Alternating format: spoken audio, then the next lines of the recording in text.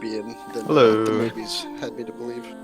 Well, just the idea that you could ever control people talking shit about you is just stupid. It's just By like just a them fool's walking errand. into Like, the what kind of building, life too. are you living? Well, you're just living a shitty life already then, right? But If the that's fact where your that it's focus is. possible in today's world is mind-blowingly sad. Yeah. Like, and how it's being used in the applications. Yep. I thought it was going to be like, shadow governments secretly pulling. Oh, that's happening too, Well, though. like China, Well, of then they course, do that straight up. That's it's just straight so up much in more China and bleak. stuff, like, It's so much more bleak because it's so much more open. You know, like it's just happening in front of your face.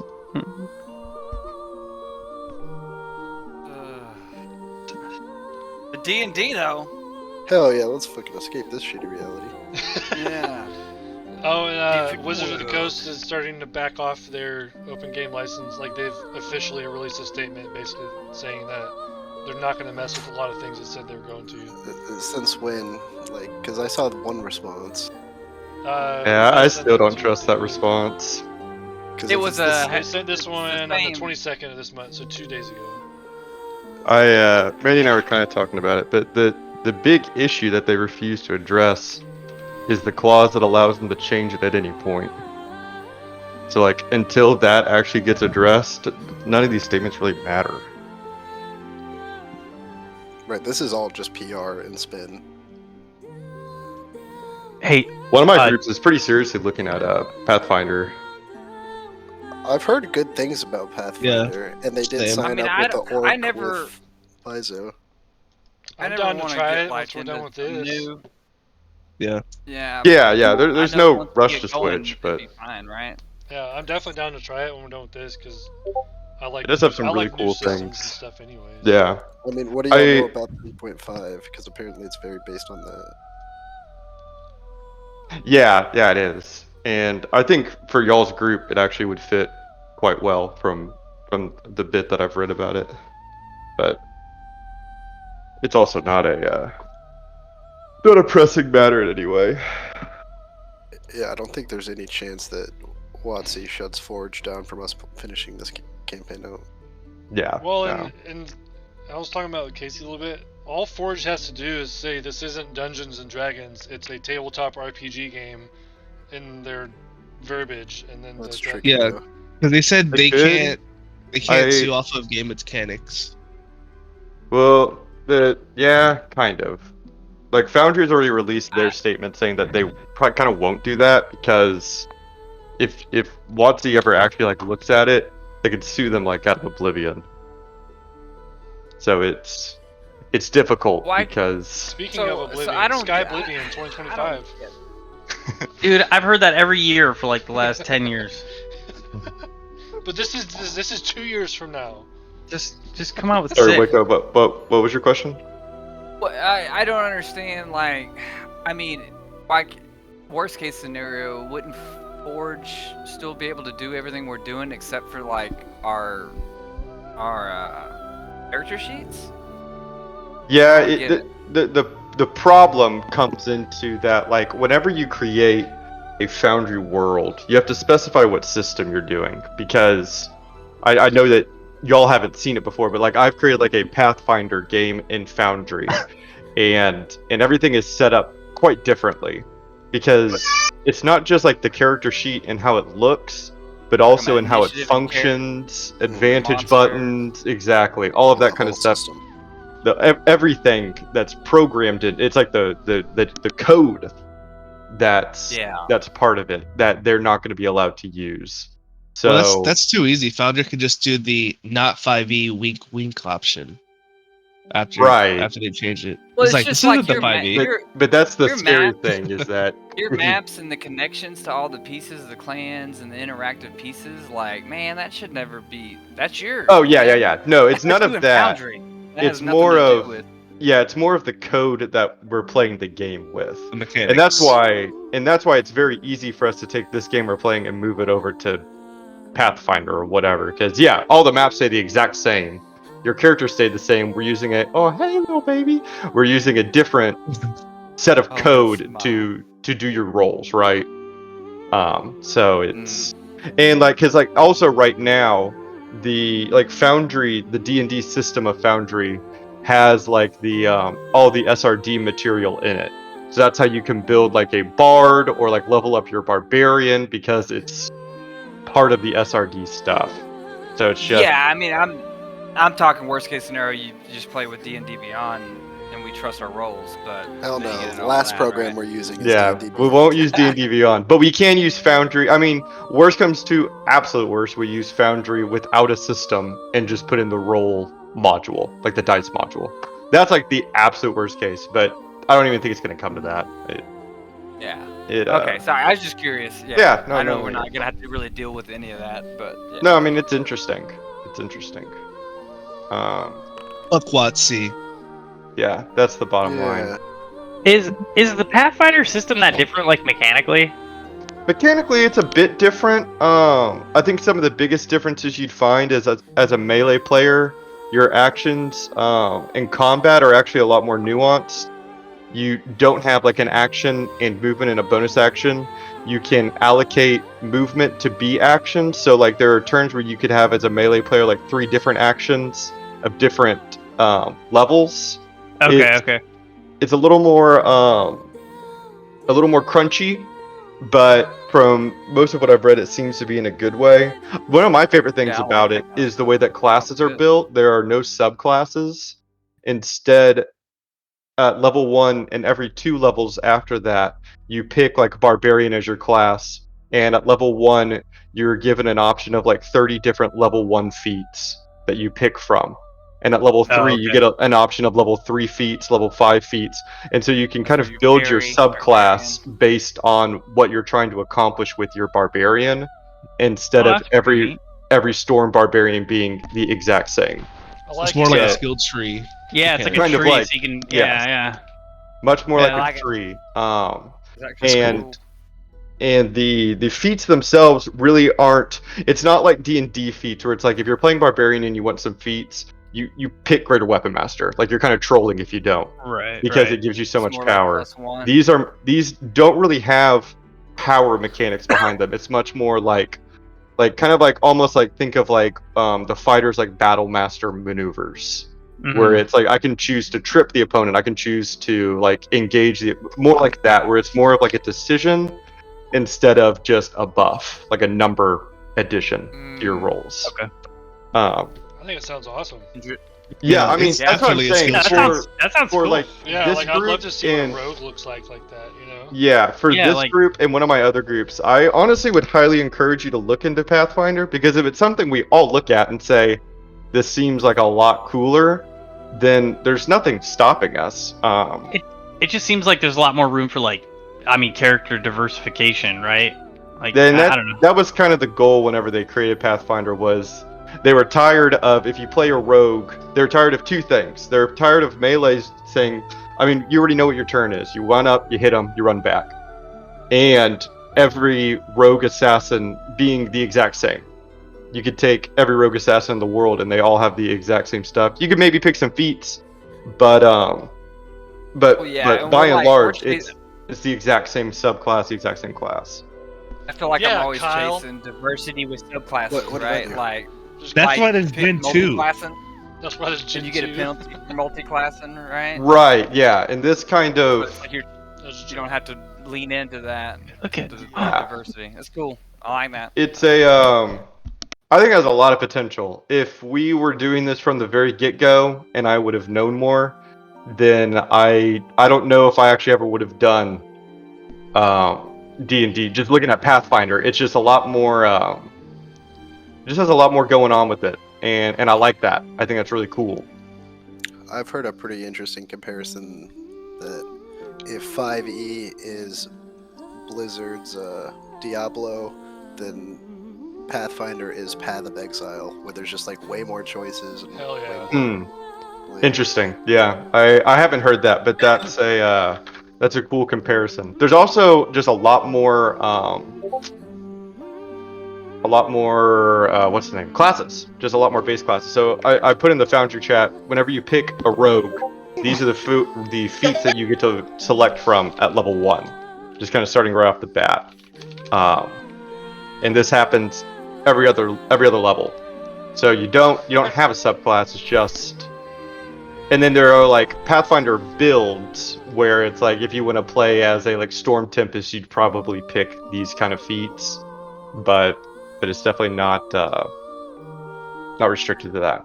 And then can you multi-class, like take a couple of these and Yeah. another first level of other something? Right, and then you get to take the feats from that class because these are all rogue specific, and all the feats are rogue specific. And these are all like the first tier only, right?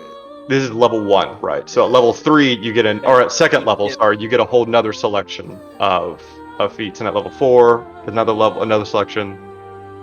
Pretty dope. And then they kind of compound on each other. It's cool. It's a cool idea. I'm hoping that one of my groups switches to it just because I want to see the kind of characters that come out of it.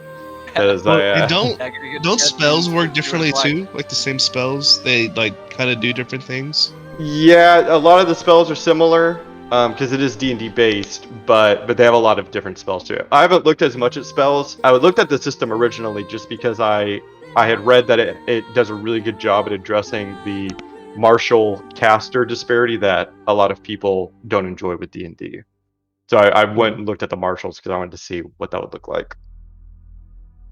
But yeah, we could talk more about that later. But I would encourage all of y'all maybe to read a little bit about it. I can drop a link that I've been looking at just to go through all the different stuff and see what you think, because I think this group would be a great candidate for maybe exploring through it. What happened last time? Y'all can give me a group recap. We started getting recruited by the fraternal clans. Pretty much, yeah. What else happened? Also, I dropped in the Malnova channel of our Discord the class list that you can start looking at in your free time. Sweat. Class list. What's We this? split up. We The split up. Pathfinder around classes. Oh, Yeah, Io blamped away, Yes. Lamp. and then we teleported to the Devonry. Yeah. What happened when y'all got to Von Rieg? Y'all went right to that portal, right? The Same place where y'all traveled from. That clan. yeah, we were at the Raven clan, and the Raven guy was talking to us, and he was like kind of trying to convince us to join the Raven clan. That's weird. Yeah, he gave you a little pitch, didn't he? Which was kind of funny. But and then you had a pretty big conversation. What happened with that conversation? Who was it with?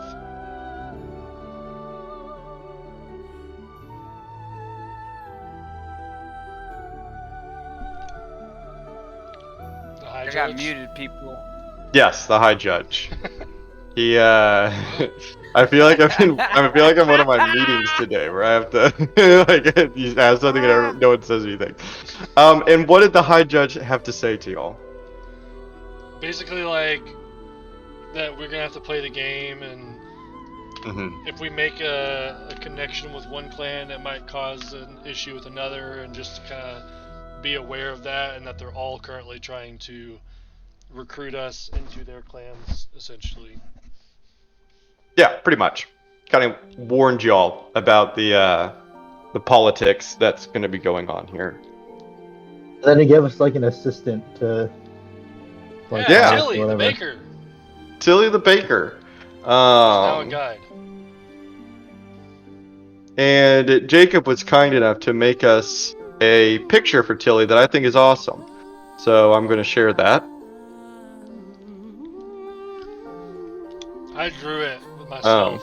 100%. Yeah, he drew it himself. And so yeah, y'all were brought to your safe house. You took a minecart ride over, which was really illuminating of the city. You saw the monuments to Balma and Mothra. You saw the Grand Lift, as well as just the buildings below you all as you rocketed off towards your safe house. You saw the Kraken Clan house in Tilbadel. You walked down the Four Seasons corridor, found the Squirrel Clan house, as well as the Collective, an assortment of different restaurants.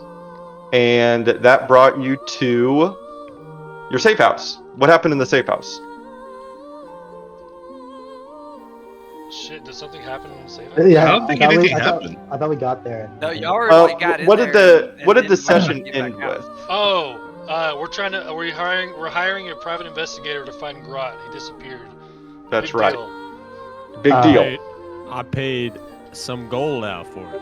Mm-hmm. Yeah, it's an important thing for Yokizos. Yes. We were What also I pay him? going Did I through- pay him 20 gold? 40 gold? I thought it was. I I don't thought it was like 150 or something. Yeah, I thought it was. No, it was like 25. Oh, Was it? I don't remember. You're talking about Jason, right? No, No, we Jason, we paid gave Tilly one to gold. go hire a private investigator for us. Oh yeah, you gave him 25 gold. 25, okay. I was And about to then say, y'all I were gave him talking about 150 maybe gold. going- Jesus Christ. We were also It's still going kind through of early the in the day, right? bag of holding. Y'all were talking to going to the rumor wheel or something. Rumor Yeah, Yes, I was Jaryu. gonna go. Jaryu was gonna go to the rumor wheel to meet up with some Worm Clan people. I guess I'm the only one that would know that, but Mhm. I think I told you all that. That's what I was going to do. You It's invited after us you to But- go know, with you, later but in you the didn't day. give full details. Yeah, since I'm so used to being on the surface, I forgot that it was only 10 in the morning. And down here it's hard to tell time. So So we're You know, about I to guess go that's my find some other excuse. shit to do. And yes. I don't know. Jen has expressed that he was going to go with him. I don't know if that was heard last time. Yokizos as You- well.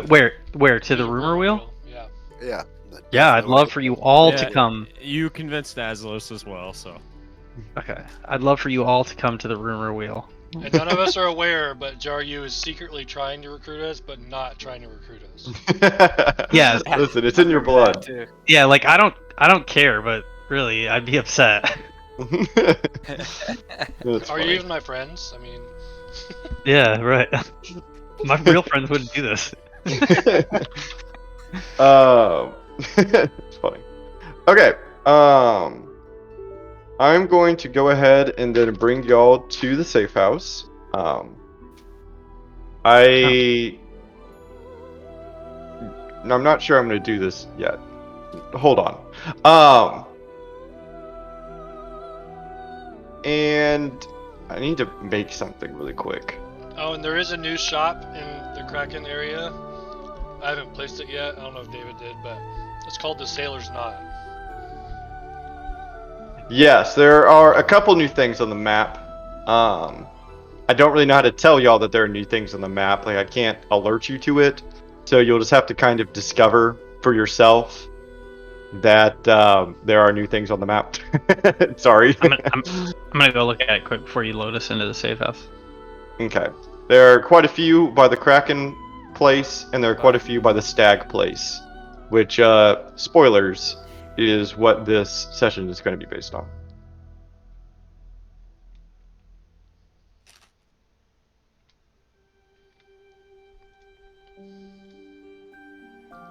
I'm trapped. Ooh, tattoo parlor, hell yeah.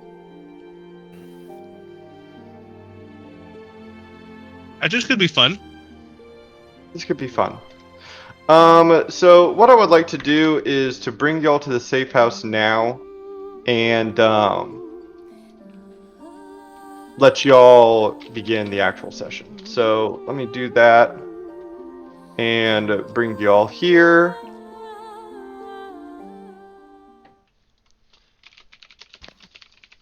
So here's y'all safe. Oh, you can't see it, can you?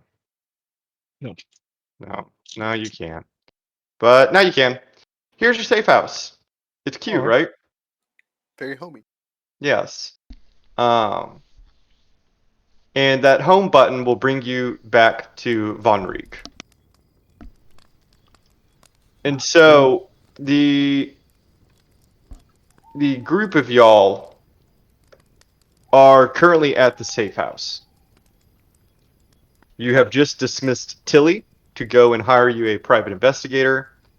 This sound that I'm playing makes it sound like it's like nighttime outside. Yeah, hold on.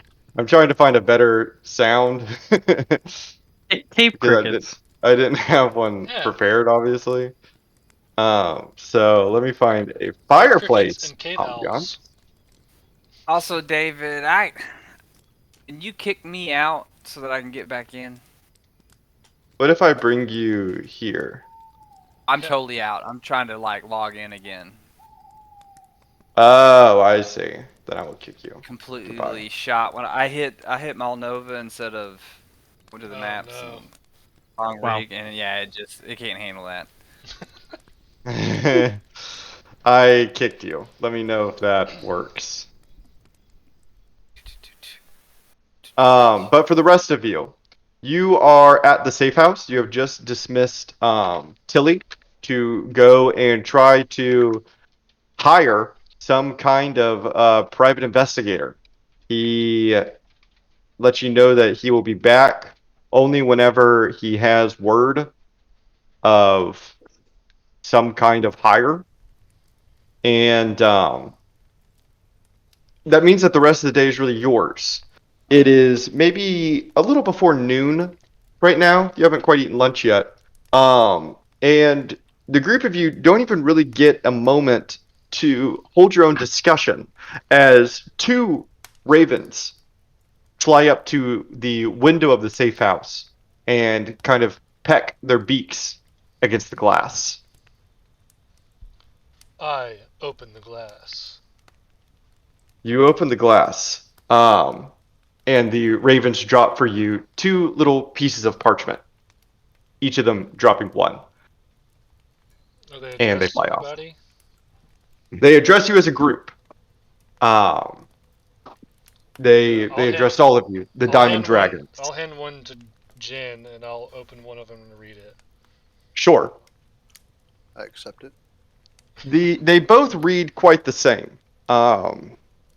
Jin, yours writes something to the effect of the esteemed Stag Clan wishes for the Diamond Dragons to join them in an afternoon tea at their clan house. Okay. And what is? The stags inviting us to tea? Okay. Oh god, it's already started. Fuck. Like, we just got here. Shit. Grot's missing, and we're gonna have tea. Come on. What time is it And again? Like what time? What is is it? Like, mine? how Does many? mine say the same thing as Stag House? no, yours is a little bit different. It says that the esteemed Kraken clan would like to invite the group of you to dinner at their clan house. But Jaru has that meeting at dinner time, right? Or is it like after dinner? His was more late at night. Okay. Yes. Yes, my patrons or my companions drink late into the night. Right. Well, we can't It- say no, right? no, clearly we accept both, but here's what I need help with. And out of game, who all's in the room with us? Is it just everyone? I think it would just be the Diamond Dragons. And Tilly no is gone. NPCs. Okay. Yes. Minus Waco, because Waco's not Yes, a minus Fayo. Fayo. What? I really think we need to make a solid game plan of what we need to do as objectives. And what I mean by that is, Fail, pull out all your paper and get all your paints out. We need to. Fail's not here. Files out here. Fuck. He literally Thunder, said the only one Thunder. is not. I need. Do you have who has some artistic ability? Do we have paper in? I can calligraphy. All right. I'm assuming the ravens are just chilling there, Alright. so I hold my hand out and I cast So- Speak with Animals. Wait a minute. And No I one ever thank asked. them- Is it, I Oh, thank sorry, them for sorry. delivering the letters and like dismiss them so they're not like eavesdropping on what we're trying to talk What were about. you saying, Jaru? no one ever asked? Are these written in common? These are written in Dwarvish. I guess I kind of forgot to enunciate. So Oh, okay, Yokizas could read his. Jin Yeah, I could not. I pass mine to Yokiza. So. I read both aloud. So I think to me, as a base rule, we should definitely show interest in all of them, but not be completely non-committal for like a while. Like, we need a lot of like information, right? We're trying to gain information. If we buddy ourselves up with one of them too much, it's going to make one pissed off, and then we might lose that connection. You know what I mean? And our end goal is a majority of these clans or unanimous? No, as a dwarf myself, I think it would be wise for all of us to split our allegiances to gain the most information. Well, absolutely. So we each pick a splitting up for clan. Is that info. what you're saying? But I'm just saying, at the end Yes. of this, we need all of these clans to follow us in order for us to win, or we're just trying to get as many as we can. I think as many as we can. So, like, if we gain their trust, then that might help us in the discussion of war kind of situation. That's what you're getting at? Like, the ultimate Yes. goal is we're trying to get them to join the war. Mhm. And gaining allegiance with one might help you with others. I think. And hurt you with others. Right. So Which I is think, why we need to diversify. As much as I don't all care if you join Yeah, the and like clan of let's the worm. say I pick Ox because that's who I know, right? Undarn. And let's say Jen, you pick Wolf, just for an example. Like you'll be in their ears, and I'll be in the Ox's ears. Be it both me and you will have a common goal, but our clans would be separate in their ideals, but we're trying to make them come together, right? So I think that like Jar, you said, to split it up as much as we can where it makes sense, and try to be in everyone's ears to our common goal as the Diamond Dragons. absolutely. Dwarfs love their politicking. But I don't think that necessarily means that like each one of us should just go to a different clan. I think we need to like find out which clans are already like kind of friends with us and bolster them up and help them out on their like political shit, and then find out common enemies, and then you know, really push those divisions where we can. And in any situation like right now, we have two meetings that are separated, and we're not having to worry about pick one over the other. We just go to both of them, right? Like, right, yeah. We're not splitting we'll and just split dividing up. and conquering, which we might have to do later. But right now, it's like we all just go to one, we all go to the other. No big deal. But like later, it might come to some of you's got to go have lunch with the wolves, and some of you's got to go have lunch with the bears, kind of thing, you know.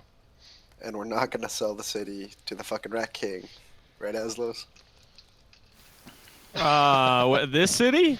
Right. Oh Any yeah, other. I mean, Is there a Bat King down here? Or anything? yeah, I He's gonna worry mean, about? you If know, we need an all army- these guys are gonna have to King, oh recruit my me. God.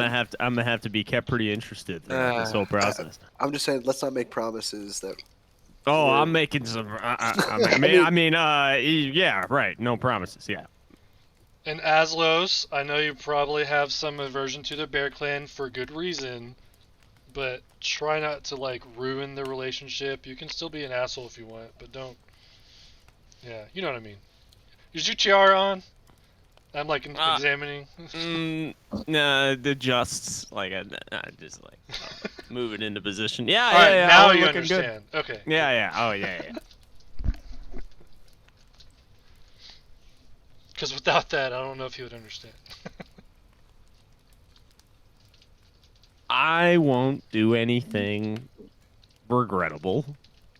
Just don't get caught. That's the main thing, right? They care about the law here a lot. Don't get caught. I just probably won't talk to the Bear Clan. You guys can go without me to talk to them if you please, but, you know. And we can't live by the rule that no one can report the crime if there's no one to report the crime here, okay? We can't Black Dragons it. So the whole no, Raven Clan died. no What murder? happened? Shit. No way! Really? I mean, the Worm Clan seems weak. A silence fills the cabin or the rock house. I'm gonna pretend like I didn't hear that. I'm eating. Alright, so I guess we need to head over towards the stag area, and when we come back from the stag house, we can just exit out in the Kraken Clan house, and, well, I don't know, we'll be right next to our safe house, so whatever. We need to go have afternoon tea, is that what they said? Yep, they want afternoon tea. And at a game, how long is that from now? Do we know, or is it very vague? I don't think that you would know. I'm just saying, I better be wined and dined. What I know? You can roll a Nature? I was gonna say insight. Well, but with advantage, because Yeah, I'll give you advantage. I mean, Yeah. we rolled time of day in the Lost City campaign with nature. I'm just saying. Oh, you want to know the time of day? Yeah. Nature's fine. He thought you were saying for when tea time is. Yeah. You would know, Jaryu, that it's like around 11:30 a.m. What time is dwarvish tea time? I'm asking Jaryu. About 2:15. Precisely. I look at Yokizo. Can you verify that? I don't know. I mean, I I just know don't wanna like be I'm a late. part of the dwarven culture as a whole, but like I'm from Reptua, Jin. The Von Reed custom is 2:15 for afternoon tea, 4 o'clock for supper, and 5:30 for dinner.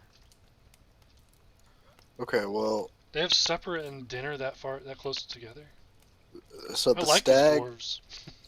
the Stag clan has an alliance with with the Ox clan, right?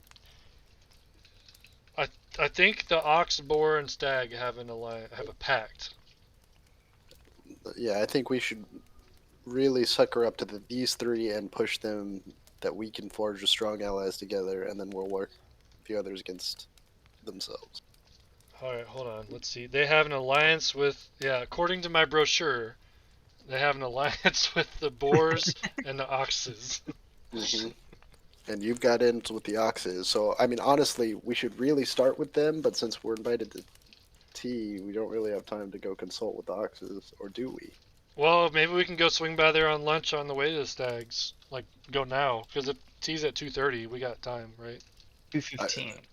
Jaryu, do we have time? I have no idea how this I feel like I maze- need to roll for this because. No, I'm going with it. What's that, Jim? I don't know where any of these places are. I just know they're animals. Okay. How Oh yeah, long? I know where did the it Ox Clan house is. It's right next to the Stag Clan house, so we can go over there and piddle around if we want to talk to the Oxes, or we can go to some other places until tea time.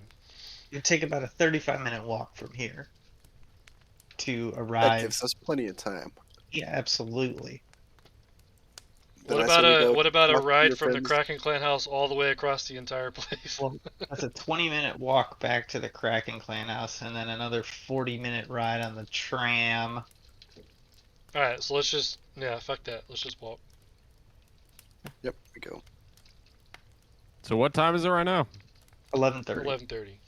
So we gotta be there at 2:15. The 24 numbers start popping up. Boom, boom. So what are we doing for 3 hours? We're going over to the Forge District to potentially talk to the Ox Clan house or do something over there until we meet the Stags. Or we stop along the way somewhere. I don't know. Yeah, I want to go talk to the Ox. And Thunder. While this whole conversation is happening behind you, you're standing at the window. You have cast Speak with Animals at the two ravens that are just kind of watching you. Mhm. And what do you say to them? Simply just thanking them for delivering the letters and making sure that they're delivered on time. Well, putting effort into their mission. One raven, the one that brought the Kraken letter, kind of gives you like a little nod and croaks back to you. It is our duty. But they don't fly away. Do we need to send a response back? Jaryu, is that how this works? They probably want a tip. All right. Would you All right. would you like a snack? I asked the ravens. The other raven kind of snips his beak, not like at you, but just kind of like snaps it and says, "No, we are waiting for confirmation." Yeah, I go and snatch a pen off a table and I scribble "We accept" on it, and then fold it back up and hand it to the ravens. I guess.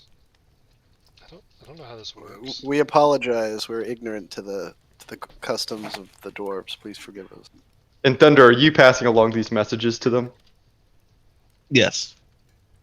And the raven that brought the Kraken letter says to you, once again as it opens to speak, it says, "This is high honor to be invited. There is a very customary order in which you must go to clan houses. And being the two high clans of their gods, it is always Kraken and Stag first." Oh shit! Oh, damn. So, Thunder, ask him a whole bunch of questions. We need to. He has so much info. Yeah. What Wait. are some of the customs and courtesies for us to when we come to these houses? Nice Krakens, Ravens. Ask if he wants any like Chan, anything. I think that means we shouldn't go to the Ox Clan house. It would probably be really Yeah, disrespectful. yeah. I didn't know. Johnny And didn't should tell we me also any of bring this. gifts? Is there some kind of I And- have gold. Obligation. One of the ravens kind of makes like a noise, Thunder, that you can only interpret as maybe like a laugh, as it kind of squawks at you, and it says, "Gifts? Gifts for them? No. No, you will be receiving gifts. You are guests of honor." Nice. Why are we guests of honor? right? All right. Oh, I think I see where this is going.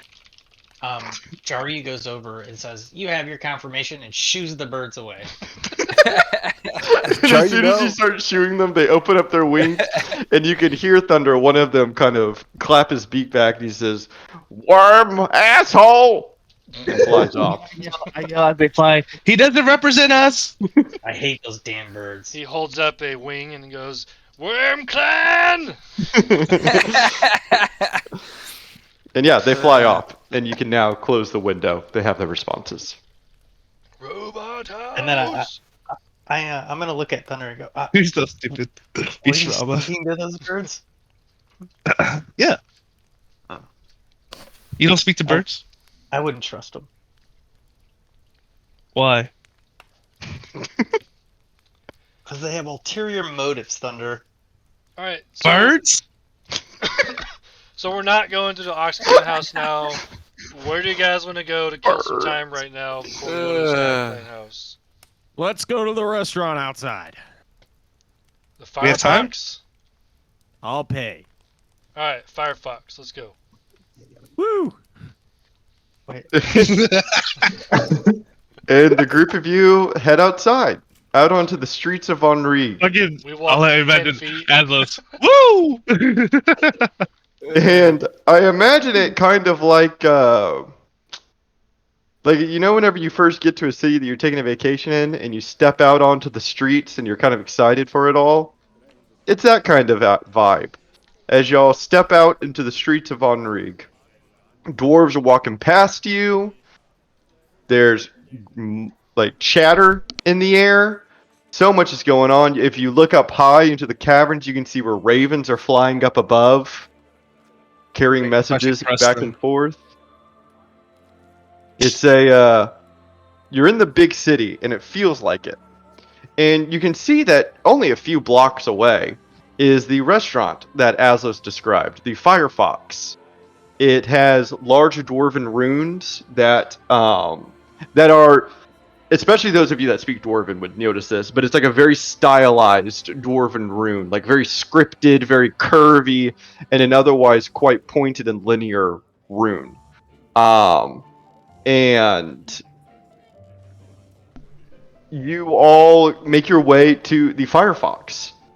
And you can see that this stretch, the collective, is very popular. There's an excellent picture if you click on the collective symbol there that kind of shows just how many dwarves are outside eating, talking, drinking dwarf wine. The energy here is wonderful, and it feels electric with dwarven waiters walking around bringing food. It smells wonderful. And the group of you arrive to the entrance of the Firefox.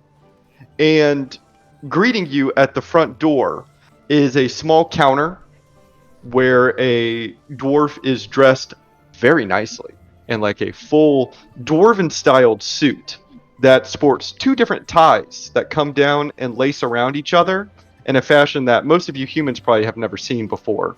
He has a small bowler cap, and unlike many of the other dwarves, his large mustache has been waxed and kind of fined to a point. And carrying in front of him, he has a large notebook with a large scarlet quill that he's writing in.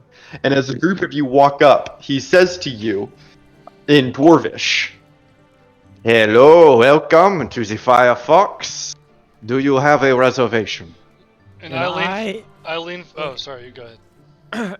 Sorry, I understand Dwarvish, but I can't speak it. So I back in common say, "Your finest table, my friend." And he after you, li- sorry. Mhm. After you said No, it's that, I lean in and I have like a very smug face, and I'm like, "We're the Diamond Dragons." And he glances at you, Aslos, and then ignores you and continues in Dwarvish to you, Yokizos, and says,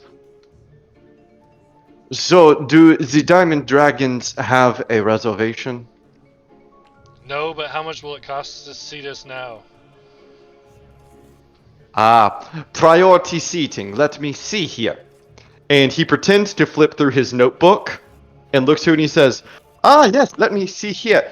We have an availability 3 weeks from now."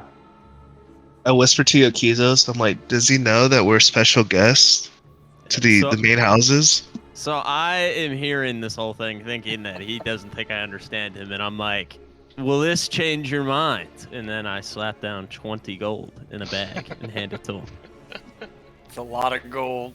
And he looks at the gold and kind of opens it and peers inside and closes and he says, "Please inform your friend that his wealth is very impressive, but more impressive is our reputation here. This is the Firefox.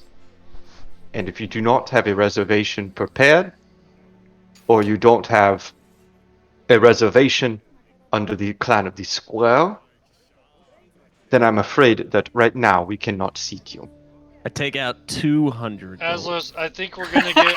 I think the Squirrel Clan house might invite us to eat here at some point. What'd you say? He's basically saying that we're not important enough to get a seat here, and he doesn't care about Aslos being rich. Damn. We got a 3-week waiting. I'm gonna deal Wait. with these squirrel fuckers. Is it okay? is it visually fucking like packed, or is he just saying this and like it's fucking half full? Yeah, how many empty tables empty. are behind him? Right now? Yeah. I would say that there is like a few noticeable empty tables, but you also see at the tables that are seated that the dwarves there are like the most finely dressed that you have seen. Alright, so do you want to tank this place, guys? Because we're like guests of honor here. Yeah, this is our first like actual place. Let's not fuck. What is your name, sir? Oh, I My was name- gonna leave a horrible review. Racist tank. And do you speak to him in common, Ventus? So I have tongue of sun and moon. So anyone I speak to understands what I say, and I can understand anything spoken. Oh, Wait, y'all really? need to What is try. that? It's one of my feats. Oh, That's awesome. Link 'cause that it's shit, not like man. you Yeah, speak link that. That's Dwarvish actually for sick everybody. AF. That's awesome. We have And a he- forever interpreter. Yeah, he looks at you, Ventus, and says, "My name is Wilhelm." And I remember that so we can give him a bad review. A mental note. Okay, I Will don't have. see it in my character sheet, but I have it in my I under the monk sheet, but I can't I don't know how to link it. it's a monk thing. Got You you. want to go to Is- Egret's frozen treats instead?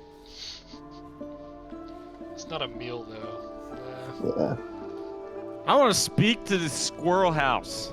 Why am I not invited? My This money is good enough everywhere else.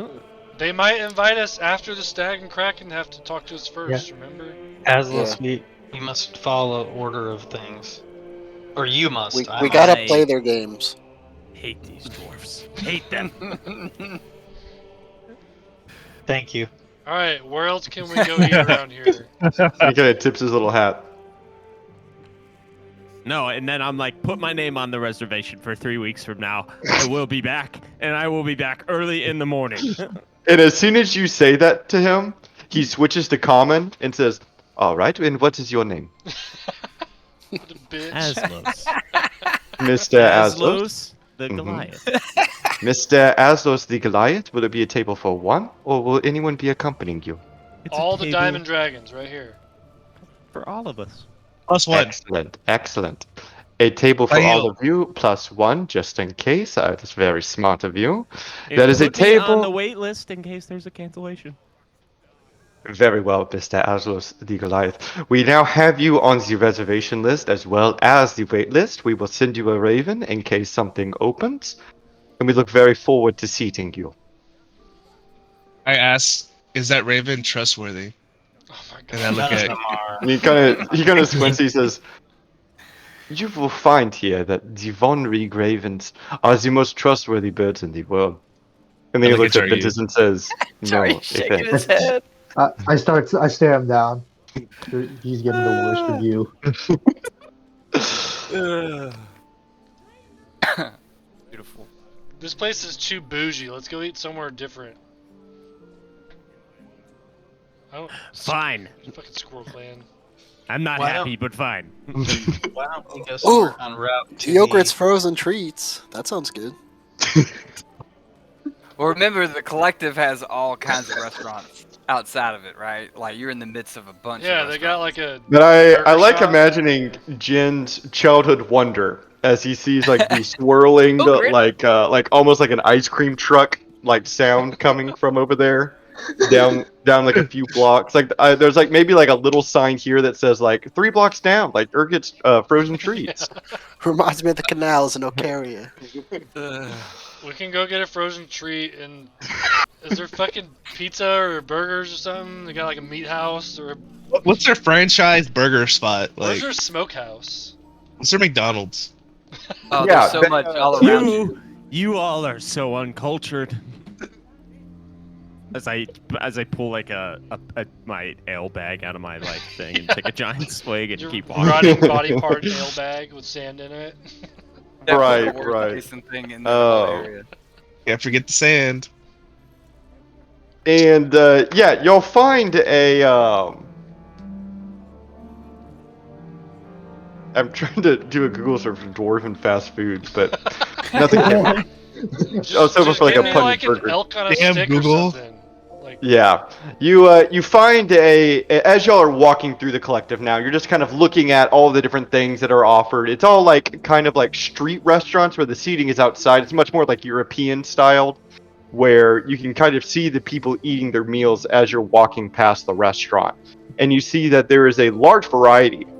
There's a fried fish location that serves fish that's sailed up from the ocean. You can see that there are several lamb skewer joints that apparently seems to be quite popular here.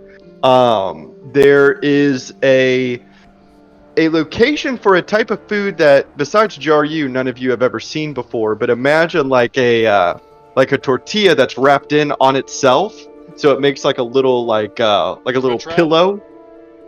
Yeah, it's And called chowder. yeah, that's it. There's several different chowder places, and you can see that they specialize like in different fillings. Like there's like a kind of like a more like meat, kind of like almost like smoked meats chowder. There's like a fish chowder place, like a chicken pot pie kind of chowder place that's a little more vegetarian. You I'll see take a several of Chowder those. Supreme, please. They have Oh, do you those, walk up to believe it or one? not.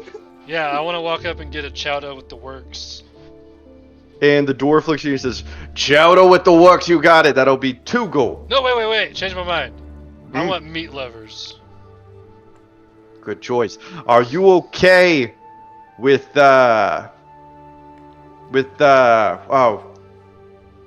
cave salamander meat? Hell yeah, that sounds awesome. Okay. Yeah, I look at Jaryu and I'm like, is that good? Or... Yeah, lizard. And he kind of turns around to the kitchen and says, "Meet the works." That'll be 3 gold. Alright, 3 gold. Done. And it's fast food. It only takes a couple minutes, and he brings you out kind of this. What it looks like, honestly, is the breakfast crunch wraps from Taco Bell. Hell yeah. They I'm all like, in. like folded in, I and so buy it's like, one too. As soon as I see it, I buy one too. And it costs like $14 basically? Fuck. yeah, exactly. I would like the gravy chowder, please. 1 gravy chowder. I'd actually like to buy 2, and I would like to save 1 and put it in my bag of holding. I don't even eat Yeah. vegetables. I don't know why I was trying to get to work, so I got all caught up in the moment. And he brings out the gravy chowder, and it's like you can see that it's not as solid as the meat lovers. Like it kind of folds if you don't have if you're not holding it up. And he puts it up in a wrap and brings it to you, Jaryu. This is the real dwarven chowder. I imagine it's like I'm getting like a calzone basically. Yeah, but with like a tortilla, like a Yeah. big, thick tortilla. I walk up and I'm like, what do you have that would feed me? And he looks at you for a second. He says, 1 triple decker meat works. 3 And of those. And he kind of gives you a wink. And he brings it out. And imagine like where they would have ordered like a hamburger. You got like a triple stacked hamburger where it's 3 different chowdas, and then they're all wrapped in 1 massive tortilla. Like a quesarito. Kind of like a quesarito, yes. Glorious. Okay, Yeah, well, I like look at him and I'm like, I want 2 more of these too. double. I'm And a like, couple more minutes goes by, and he says, for all these, it's going to be 16 gold. Let's see here. I hand it It's over. pretty impressive. And he kind of stacks them on top of each other. And they have like some heft to them as he kind of brings it up and launches it over for you. I rolled I that think just everybody's because done eating. the chowder is persuading me with advantage, and Oh, I fucking shit. love it. Yeah, how about all Yukizos is, like, non-dwarves roll licking me a his- persuasion check? For the chowder. Yukizos is like licking his claws, like licking, Yeah. trying to wipe off his face, like. "Ugh, This is good shit. Thunder, do you partake in any chowder? They have a vegetarian option, Thunder. You seem like a vegetarian. No. Thunder watches this suspiciously. I'm thinking, if I can't trust the birds here, I can't even trust the food. Nah, Thunder. Nothing better than street meat. And the dwarf Pretty behind the good, counter Thunder, kind you of should try sees it. you, Thunder, and switches over to common and says, "You want anything, boss?" I'll get you 1 Thunder. It's pretty good. You should try it. And I buy Thunder 1. And they fix it up, and Thunder, you're presented with a chowder. Oh, If you don't want it, I'll eat it. I take a bite. By the way, I did with advantage because we're in the squirrel area, so I was already expecting it to be good. So. Oh, Take a bite, and I love it. and I love it. I ask him if he has any milk. As was just because we got vegetables in one of them. He kind of looks at you.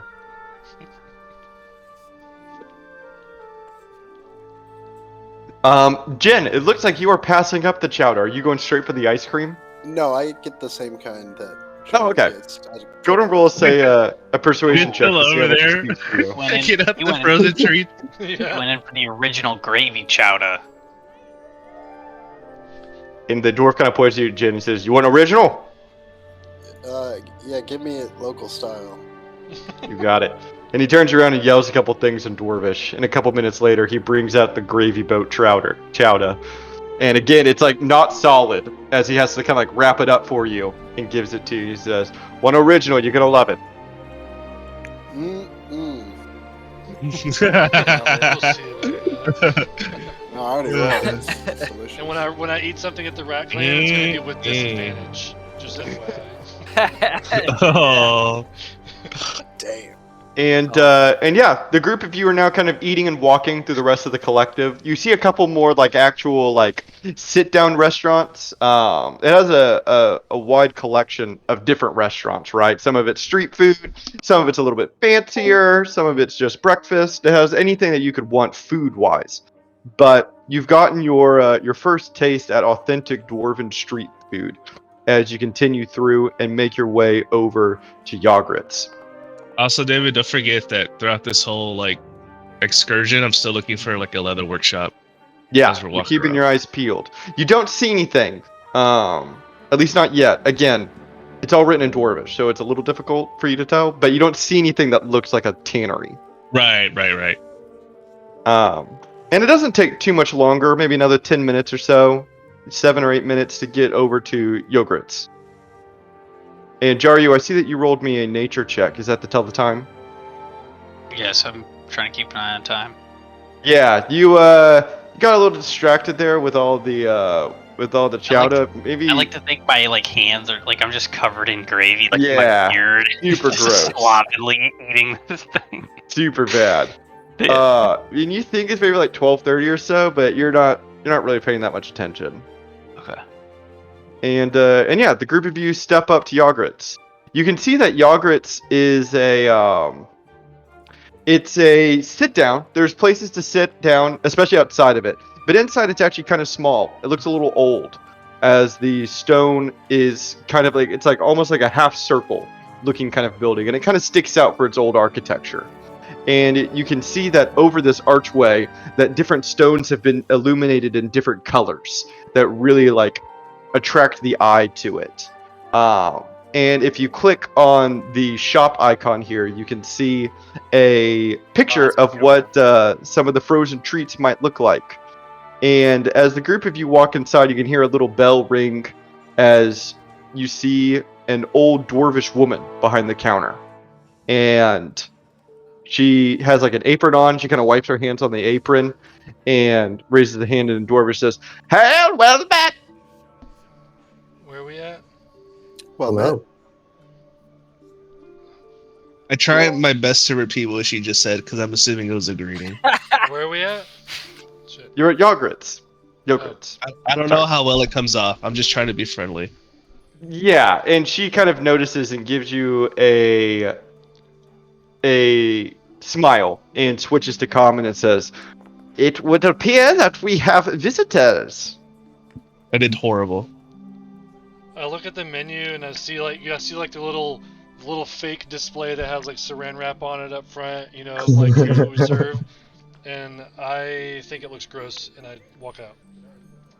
And it's also quite cold in here, Yokizos. I think it would be everything that you don't like. Yeah. Yeah. This whole place, that Not whole place me, is like no me. anti-Yokizos. Oh. Yeah. And she kind of outstretches her hand to all the different colored ices in large buckets on the underneath the counter. It's a very cute display, like a little like old-timey ice cream shop. And she kind of hands her hand out and she says, "Welcome to my ice shop. Here in Von Riek, us dwarves have a special relationship with the ice and the cold and the frozen all around us. And because of our history and our closeness to it, we have learned to make the best of it. And how better to make it good than to make it sweet. So that is the story of Yogurt's. I am Yogurt, and I started this shop many decades ago when I was much younger and much prettier." And she gives you a wink thunder. "And I decided I wanted to make sweet treats for the children here in Von Riek. And so that's when I came up with the idea of sugared ice, also known as my frozen treats. We have many different flavors here. Would you like to have some?" When she gave me the wink, I did the. Thunderface. I'll try some. We would be honored. And What- she brings out just like a little tasting cup of a few different flavors. She says, "This here is our winter cherry. This here is our raspberry.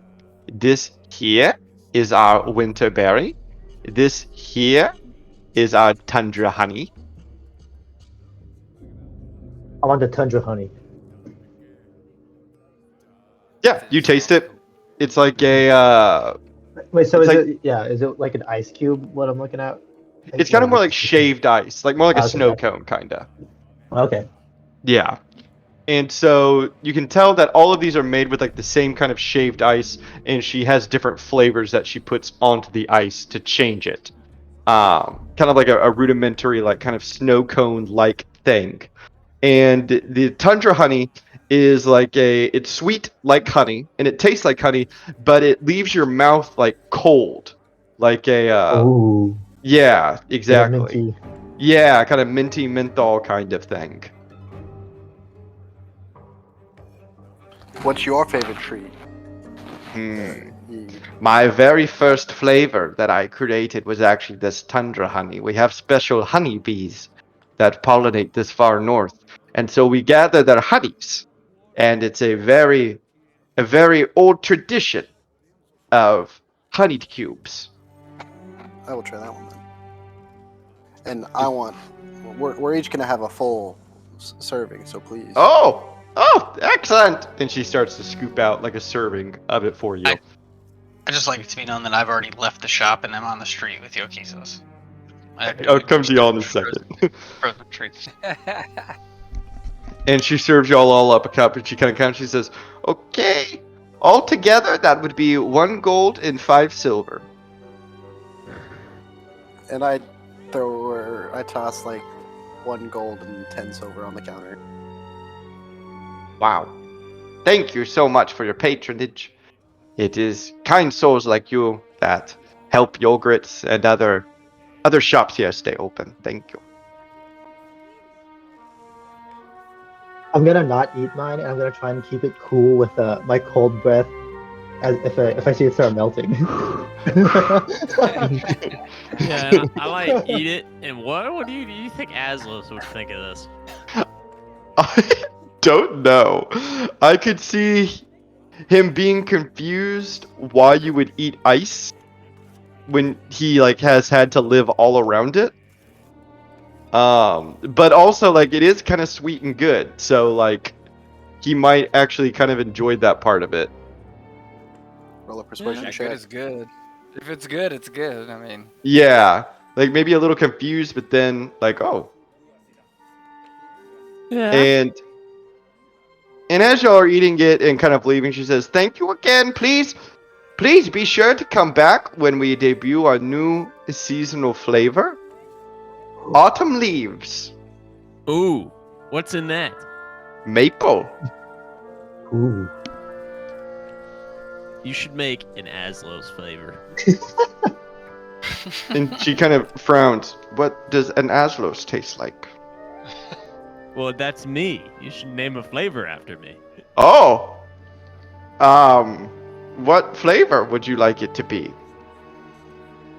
That's up to you. I mean, like Rotting I'm human a Goliath. arms. Like, Blood. Okay. Blood. I kind of like look at everybody like. Speaking of, I'm like, wait. What are you thinking? What do you think that would be? I am not very familiar with your area of Norvask, but off the top of my head, I believe holly grows there, so maybe hollyberry. Okay. Are those poisonous? So, if you were to make an entire batch of this, how much would it cost you, and would you name it after me? Wow. Come back tomorrow and allow me to assess what that would cost, because I don't know, to be truthful. And I throw her 20 gold, and I'll be like, more tomorrow for you. Yes, I will be sure to. And then I like run out before she says anything else. I'll be back tomorrow. Money whips her. Money whips the shit out of her. Ah, Be back tomorrow. money. Where'd he go? And I am not checking y'all's inventory, but I'm trusting y'all are withdrawing Yes, these amounts. I have. Okay. And yeah, you run out. Yokizos, you and Jar, you have been standing outside just kind of waiting. You are next to the Four Seasons corridor, and you can see once again, now that you're standing near it, that there are just kind of large, like, maple leaves that are falling to the ground, as though you are in like a giant forest that is slowly shedding its leaves. And the trees that have been planted here have been transmutated into appearing like large sycamores and maples with beautiful oranges and reds and yellows. If you were to look just quickly at this area, you would genuinely think that you were in the middle of an autumn forest. So But I would also imagine that maybe neither of you are really impressed.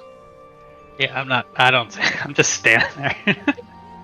yeah, so Yokizo's still like kind of has that edge of seriousness to him, is kind of looking around and looking for anything that like looks off or weird or suspicious or anything. Like they have all these nice looking dressed dwarves running around eating. Is there like a random hooded dwarf that's off in the corner that's running off somewhere kind of thing? Like, Roll a perception check.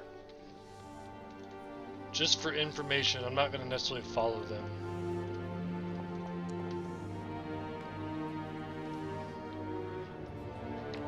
No, you don't really spot anyone that looks like outwardly suspicious. In this area, especially the Four Seasons corridor, it's like a lot of like couples and a lot of families. And then of course single dwarves walking here and there down the street. But no one that's like that to either of you looks like like that's a little odd. So I kind of like quietly to Jaryu, I'm sure you're aware of it, but I just feel like there's something underneath all of this clan recruitment stuff going on. It seems too lighthearted for the issues that we know of Von Rieg. Oh, well, I mean, look around you. Like, the city's supposed to be starving. Of course this is fake. And then actually Yokizo thinks back to the starving Ox Clan town that he visited, and then the Wolf Clan members trying to steal cattle and stuff from the Ox Clan. Like, it's kind of like, yeah, wait a minute, what the fuck? Like, why does the Firefox exist if there's starving dwarves out there? Like, what the shit? Our only hope is convincing the clan leaders that these petty squabbles are way less important than the real conflict, which is the war beyond. That's true. It'll take some convincing. Sounds like a tall task. But for now, I feel like we're just being bombarded with a facade. It just seems too happy, if that makes sense. So are we all outside the shop at this point, or are we still all inside? Yeah, I think at this point you all would have stepped outside. Aslos had a longer conversation and just ran outside to meet you all. I kind of like look at everybody. I was like, I love this place. Yeah, the food here is really good. Alright, with that, I think we should make our way towards the Stag Clan house. As we start walking that way, I say, I think we should try to pressure all the guilds into forming an alliance to fight, aid in this war, and really pressure them and push on the fact that we have an alliance with Ox and Stag, and we need to bridge that gap between the Krakens. So you're saying that the other clans not in the alliance that we're supposedly a part of, we need to use that as leverage, basically. Yeah. Okay. I still think our best bet right now is to play it as if we're not a part of any of it yet. No, that's the opposite of what I'm saying. I'm saying we go in saying, hey, we're trying to form this coalition of clans that are down to help us in the war. You should join us, and you're going to be like one of the first big names. Everyone's going to follow your lead. You know what I'm saying? I think that might work for some, but it won't work for others. I mean, I'm talking about our upcoming meeting with the Stag Clan. Right? Oh, yeah, 100% agree with that. Sorry, I thought you were meaning with like going into Wolf Clan saying that they would just send us out of their clan house. So. No. Yeah, okay, cool. I'm down. So you're saying this upcoming meeting, and then maybe the Krakens too. Yeah, we'll see how the stags, what they want and how they react. Okay. Now, let's go talk to the stags. Great. Yeah, the group of you head on over. I would like It's to make a a pit stop at the safe house, and I would like Froyo to stay at the safe house. And I would like to give my food that I bought to Froyo, so she has Aw. something. Yeah, you put her down. Oh hell yeah! She kind of opens up her wings, spits out a little bit of fire. You can tell that she's been like a little restless, and so she's kind of leaping around the safe house, kind of gliding a little bit. But as soon as you bring the food out too, she like freezes, and her pupils get really big like a cat's does, and she leaps over and flies down to the food and starts to eat. And she gives you like a little hum, a little purr, as a thank you. And then as a leader, I want to say, okay, Froyo, stay here. If someone comes in that's not us, just hide, even if it's Tilly. I don't.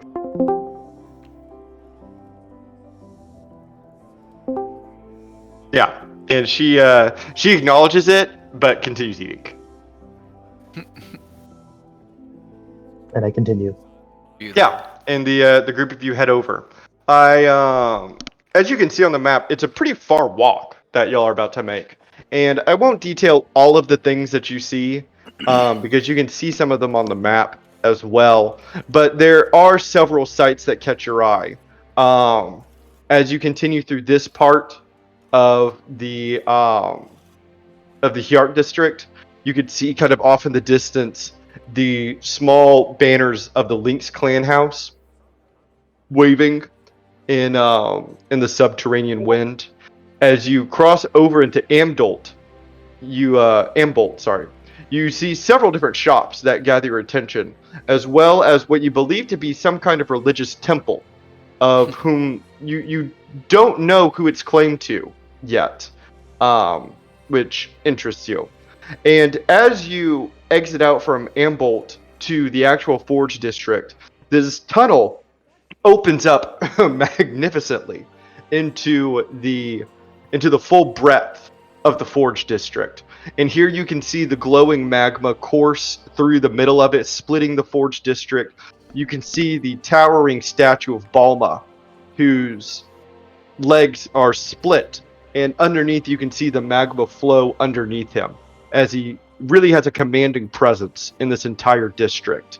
It glows a little brightly here. The shadows are cast with an orange light, as the magma flow is probably the most prominent feature of this entire district and kind of defines it. As you enter, you can see the large banners hanging from the Boar clan house that you walk past, as well as being surrounded by several Boar clan members, of course. It's a busy area here in the Forge district. There are a lot of dwarves moving around, and anywhere you go, you can hear the sounds of hammers striking anvils, the sizzling of hot metals entering into water, all of the sounds that you would expect from a forge, from a blacksmith, from an armorer, anything of that sort, you certainly hear here. If you play And Valheim, it's the noises of the forge and the smelter all working. yes, yeah, it is. It's busy here for sure. And the group of you cross over on this bridge here to get to the other side of the magma flow.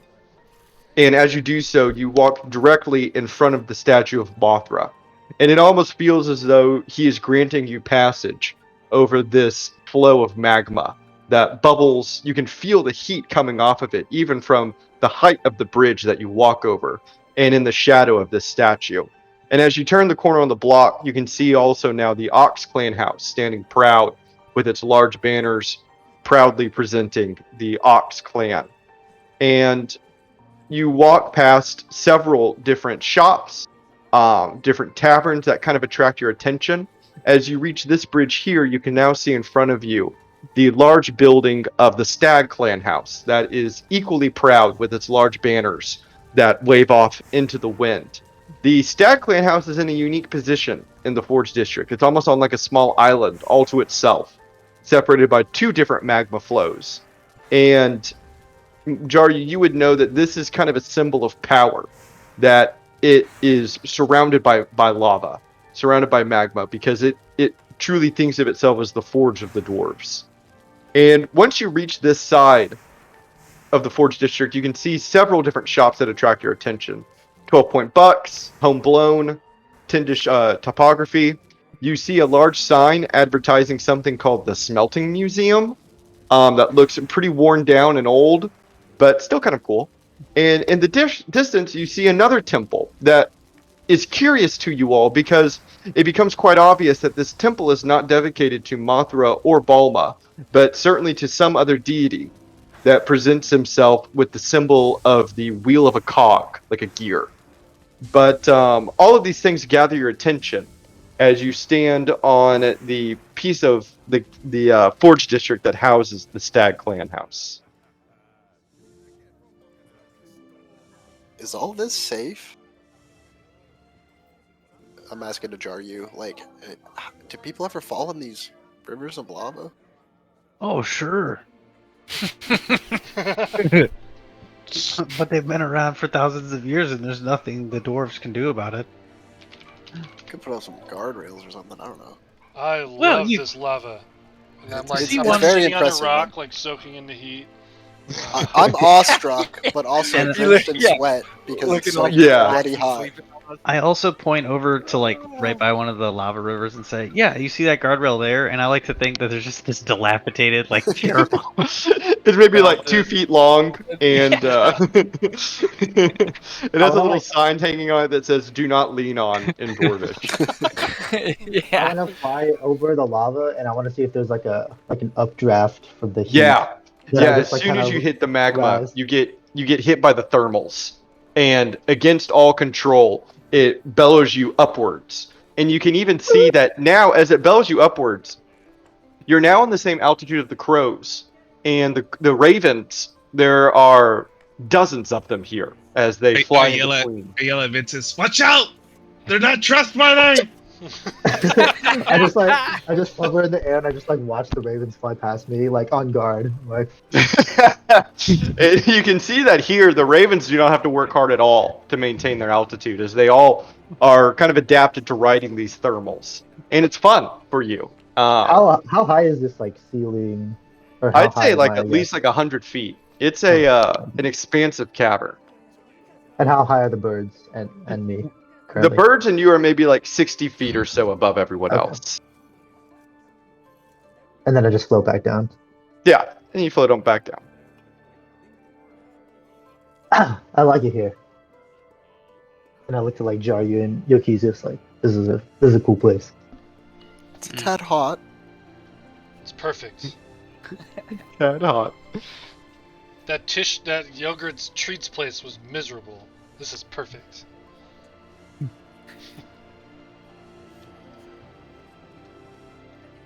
I'm kind of There looking we go. around. This isn't as like much of my style. Yeah, let's go. Is there like a giant door at the front of the Stag Clan? Oh yeah, huge steel doors that Okay. are both inscribed with the symbol of the stag as the group of you walk up. Jario, you kind of check the time. It's maybe like 1:30 or so.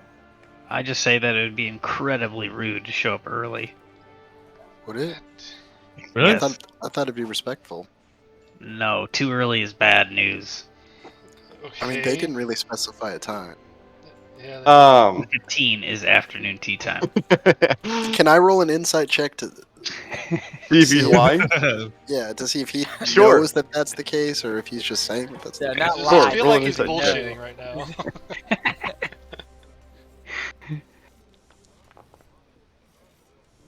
It doesn't take much, Jid. He's being deadly serious. Yeah, this motherfucker knows. Oh. This motherfucker knows, too. Yeah, All right, well, Jaryu let's- refuses to move forward towards the door. And so I think a fun way that we can handle this is, of these 1, 2, 3, 4, 5 points of interest here, how about y'all pick one? Smelting And museum. Smelting that museum. will take up the rest of the time until y'all head back to the clan house. I also I say- vote Smelting Museum. Isn't that like dilapidated and falling apart? It's definitely very old looking, yes. Yeah. And then I say, oddly enough, I've never been to the smelting museum in 50 years of living here. I mean, Isn't we have that to go- always typical of where you live? You never go to the tourist attractions. Yes, that is Yeah. that is accurate, Yokizos. I Yeah, never and visited any of the cool temples in Raptua. I just lived in the woods my whole life.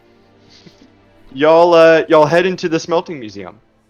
The smelting museum is built out of a massive but aged blacksmith shop, and it is a boring but yet staple and well-known tourist attraction in the Forge District. It's ran by a dwarf that greets you at the door, kind of overexcitedly, that appears as old as the museum itself. And the museum, you can kind of gather as you walk inside. It goes over the history of smelting, uh, different processes that have maybe been developed, as well as many other exciting things. And so the group of y'all head inside, and you are greeted by a ancient-looking dwarf. And he walks up to you, like I said, maybe a little too excited, like a little surprised almost at visitors, and kind of walks up to y'all and raises his hand. He says, "Welcome, welcome, welcome, welcome, welcome, welcome." Alright, we got 1 hour to kill, old man. Show us his museum. Oh, well, my name is Gotzel, and I will be your guide on this museum expenditure. He said expenditures. That means expensive. Is that a word? And he kind of turns on his heel and begins walking through. I And don't know, I didn't he think about brings which you was. he brings you to like the main room of this museum. And you can see that it has an array of different furnaces and forges that each look older than the next. Some of them are quite run down, and others are attempted to be maintained, but are doing a pretty poor job of doing so. You can see where different shovels are framed that you presume coal was dug into at one point, and the hallmark piece of this part of the exhibit is a very large, very rusted, and quite broken minecart. And so Goatso brings you in. He says, "This is the Hall of Discovery." And he turns around and he says, "Believe it or not, the dwarves were not always the masters of the forge. This power was granted to us by Mothra himself. Whenever our people first began to adapt to the harsh winters and the fiery lavas of Dorvisk, legend has it that it was Mothra that bestowed upon us the knowledge of harnessing this fire and learning to create with it. And so here in this exhibit, the Hall of Discovery, we have chronicled and documented the first tools that we used to learn about harnessing fire and using it to bend metal into tools and other equipment that we might need."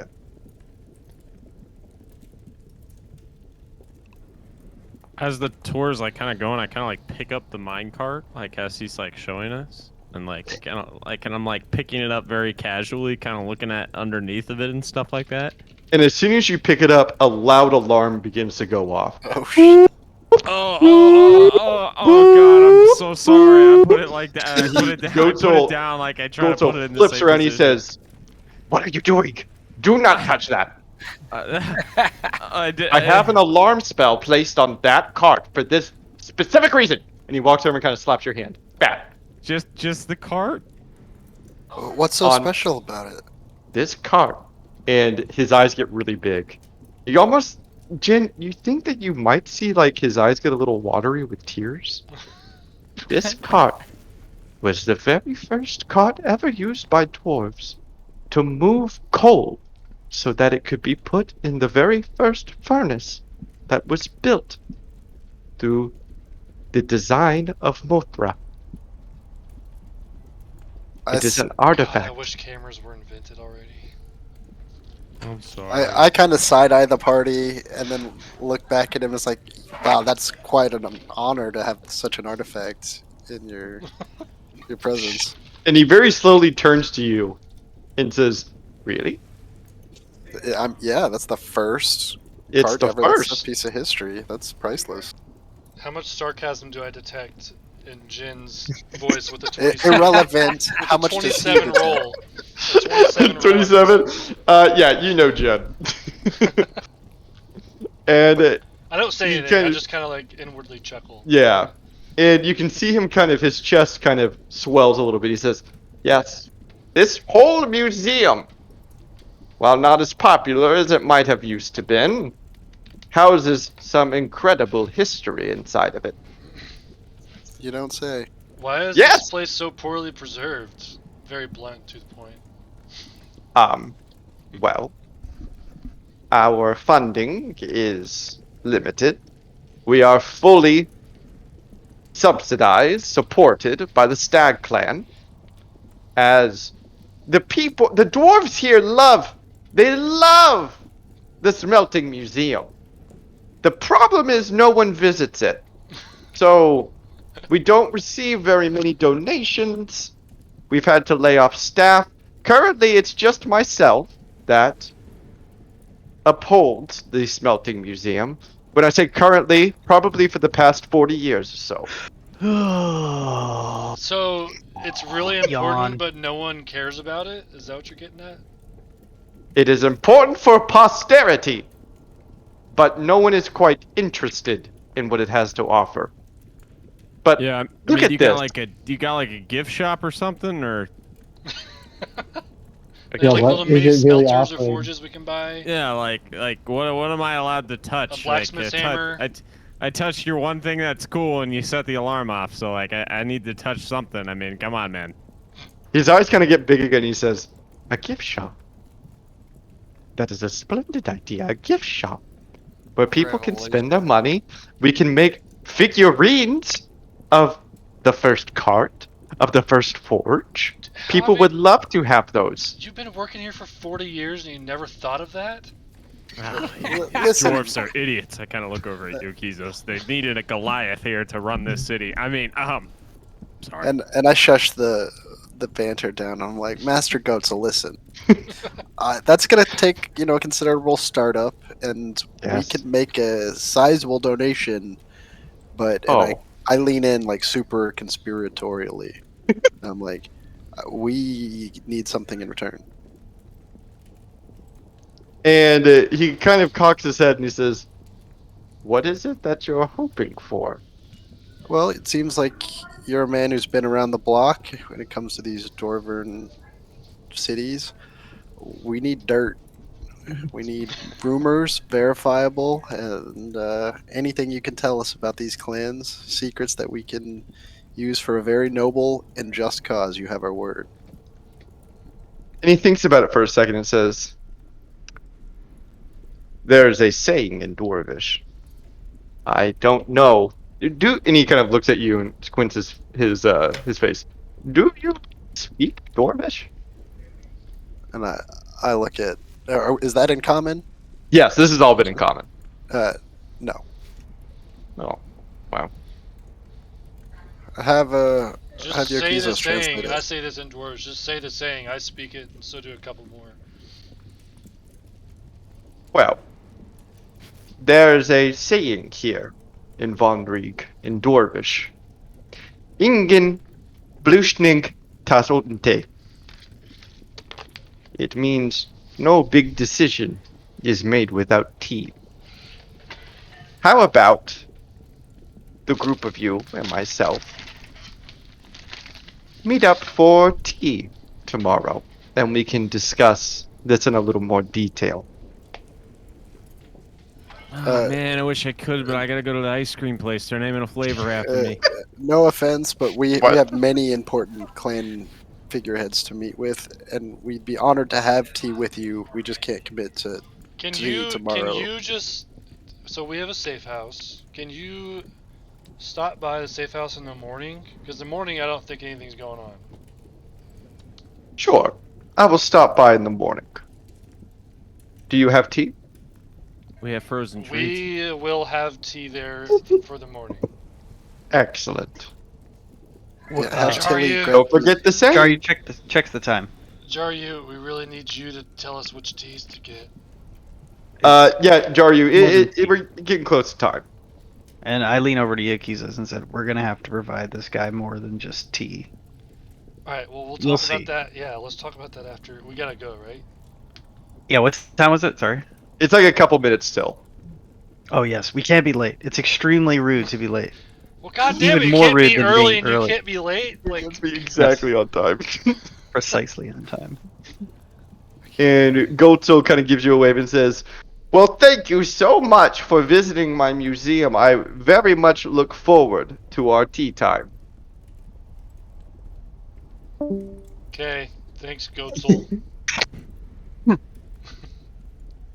And the group of you leave. Stag Clan House. And you arrive at, like you said, the Stag Clan House. You arrive at the doors of the Stag Clan House, which are beautifully crafted. Large steel doors with stag heads artistically kind of designed on them. And do the group of you, what do? I knock loudly on the door's knockers. And quite soon after you make your knock, the doors open, and a dwarf that is decorated in reds and golds with a large stag on his chest opens them and says, "Oh yes, we've been expecting you. Please, please come in." Yeah, and I step in all, like, I'm back super straightened, like, Mm-hmm. shoulders back a little bit, like, Super dignified. super dignified, yeah. Yeah, But I'm still a lizard with very sharp teeth and claws. of course, yes. And the group of you head inside the Stag Clan house. The Stag Clan house is quite impressive. It features in its long hall a very large open face forge that is accessible from any angle. It towers up above this 2-story room all the way to the ceiling, and you can see that dwarves are accessing it from each of its angles, pulling out metals, sticking them in. It's a really a feat of engineering, the way that this whole long room has been constructed. And of course, this forge is built in a way where the stone masons out to form the large, proud head of a stag that overwatches the entire room. But before you're able to really gather the full aura of this room, you are brought to a side hallway by this dwarf that greeted you. And after a few moments of walking, he directs you to a room that is off of this wing. And he says, "Please, if you will wait here, our elder will be with you shortly." And I nod. And he nods back. And the group of you go inside. This room is quite handsome. It is unlike the entrance room. There is no forge in here. There is no smelting to be done. It is just a handsome oaken room that is built with wood paneling, large bookshelves. There is a very large round oak table in the center of the room that has been carved very artistically to feature, once again, stag emblems and a huge stag's head in the center of the table with leather-bound seats for all of you to sit in. You can smell cigar smoke as you sit down, and there is a small bowl of nuts for you to eat while you wait. And it doesn't take but a couple minutes before you are encountered by a few dwarves. Also, Wiggle, we're getting some feedback from you. Oh, sorry. It's okay. And the dwarves that enter are very handsomely dressed in leather armor that is red with golden embroidery across its edges. And standing in the center of them is who you presume to be the Stag clan leader, who I will show you a picture of now. He is an older dwarf, quite handsome. You could tell kind of in his day. And he too wears the color of the stag, gold and red, as he steps inside. And you can see that the other dwarves that are with him are carrying tea that they set down for you in the center of the table and begin to pour you all glasses of. And the clan leader sits at a very handsome chair at one side of the table and sits down in it and glances at all of you and says, I would like to thank you for joining us today, especially on such short notice. But I found it pertinent that you quickly grace our meeting so that you may also extend that same invitation to any other clans that might desire your attention. My name is Joran Arvson. I am the clan elder of the Stag clan. We are honored, Lord Yorin. And he kind of responds and says, please, Joran. I do like a little bow. And when you do that, he kind of shakes his hand. And you can see that even though his clothing is quite handsome, his gloves and his boots are that of a worker.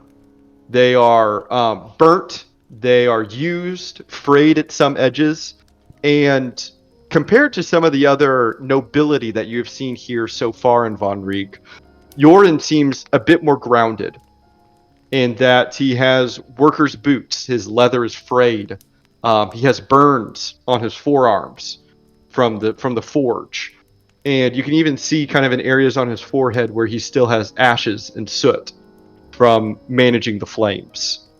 And it's a bit humanizing as he takes his seat. The tea has been poured, and it has been distributed. And as soon as all of the tea is poured, he kind of waves off the dwarves that have done that for him, and he says, "So I would love to learn the names of all of you." I'm Ventus. Ventus, My name is Jin. Jin, Aslos. Aslos, I am Thunder. Yokizos of Raptua. Yokizos, And I plop down in a leather chair. And just say, Jar you, Taunda. are you Teondith? Well, it is my pleasure to make all of your acquaintance. I only learned of your arrival earlier this morning, but I was excited to hear of it. It is not very common for us to receive such esteemed guests here in Von Riek. So your visit is quite welcome. Thank you. What do you think of the city so far? And while he's waiting for your answer, he's kind of taking a sip of his tea and tasting it. Your city is very impressive. I'm awestruck in its ingenuity and craftsmanship. But I think our arrival is a sign of how dire the times get. We're here on behalf of the Archmage to beseech the dwarves' aid and the greater conflict beyond in the Malnova.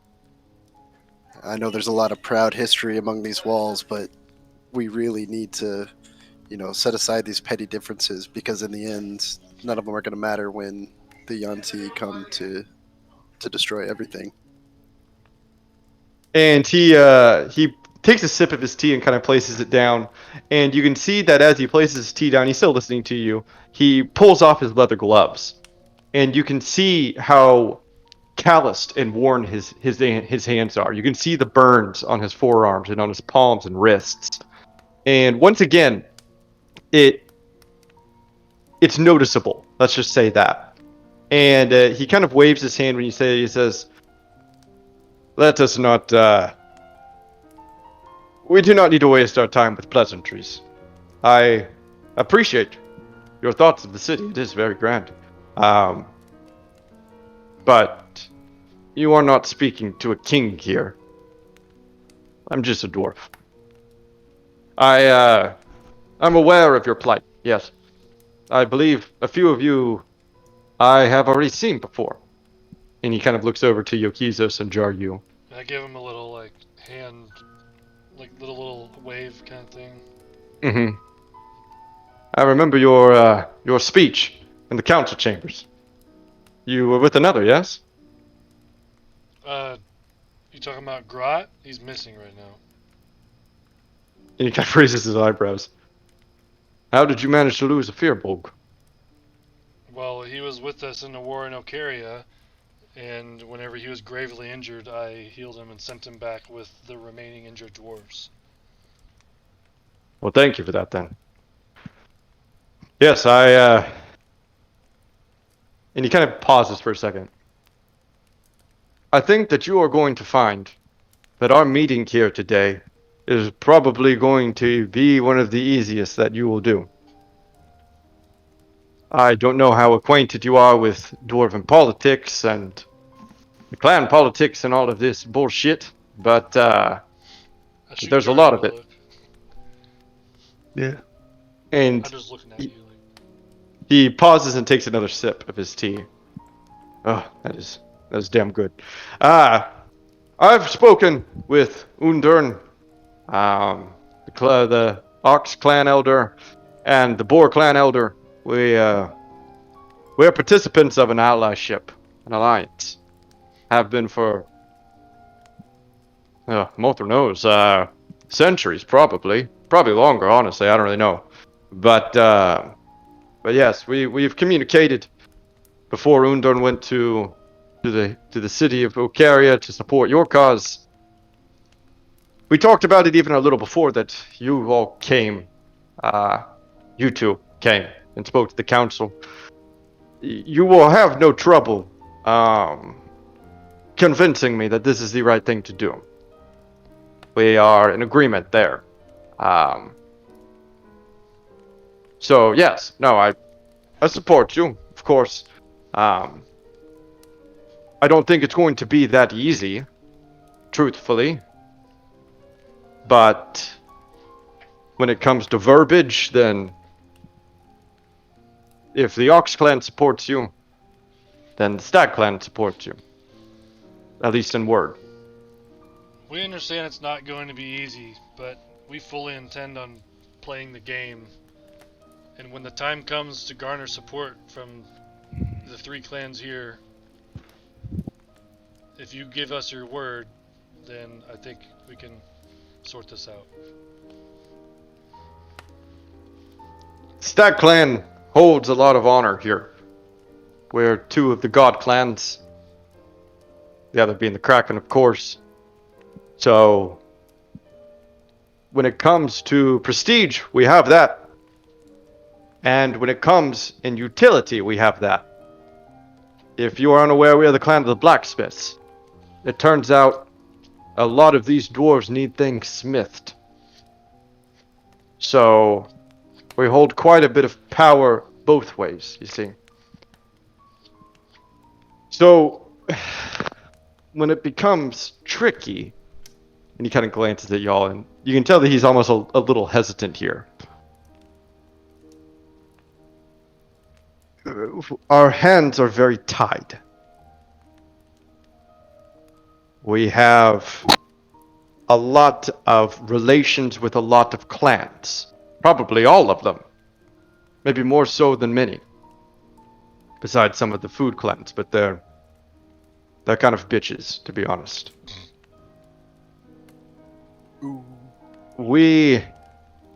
It's easy for me to verbally support you. I can just say, yeah, I'm in an alliance and the Ox clan supports you, so of course I have to support you. But if I were to outright say, The Stag clan fully supports these adventurers and will supply them with the armaments and the smithing and the anvils that they need. That would be very bad. I lean across the table, like lean forward, and I say with all seriousness, like stern, well, we plan to untie your hands. And then lean back like comfortably in my chair, like. And yeah, he kind of smiles when you say that. He says, "You are learning to play the game." So, I think that this meeting between us should be a first of many. Maybe not many. First of a couple, I don't know. But we're going to have to work carefully if you truly want our anvils and our smiths. Because if I were to outwardly declare our support for you, then many of the other clans would be... It would just be a very strong statement. Do you see? We have very close ties with the Wolf clan. We have very close ties with the Bear clan. We provide a lot of armament for the Kraken clan. The Rat clan, of course, buys our wares. The Lynx clan, a little bit here and there. It's not so big. Do you see what I'm getting at? I do, Yorin, but that's also what we're hoping to leverage. I want to propose a coalition of the clans, dedicating their effort towards this greater cause. And I think if you were the first person to pledge it, we could leverage that into getting a bunch more clans to side over and join. And let's not mince words here. We do not want you to support us. We want you to support saving Malnova. Which includes Von Rieg. Because Very, it's just very a much matter so. of time. As you're aware of the blockade in the sea, the Yuan-Ti have fingers that reach very far. Of course. I think that I understand. I get it. I do. I think that it's too early on right now. If I were to outwardly declare like you want me to, the first clan to do so, I think instead of uniting some clans, it would also be heavily divisive to others. I just don't think that's how you want to start this endeavor. So, how many clans before you'll side with us or declare your support? And he kind of smiles and he says, "Well, now this is the more important topic. Let me say what I didn't say." And he pauses for a second. Our clan only receives its income from our customers.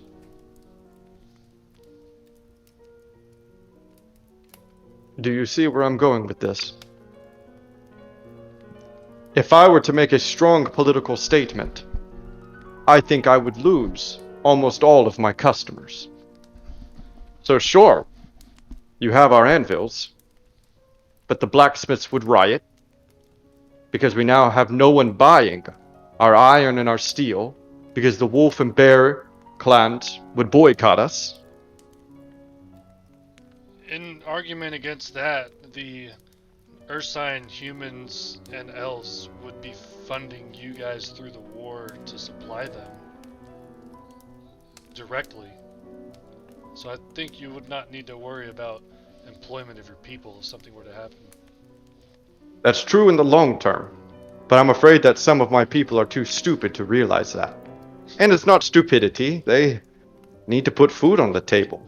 And it could be months before we see that money come to us. If not you, where would they buy from? And he pauses for a second. He says, "Toondith, you should know more than anyone that if you want to buy something in Von Rieg, there's always another market to buy from."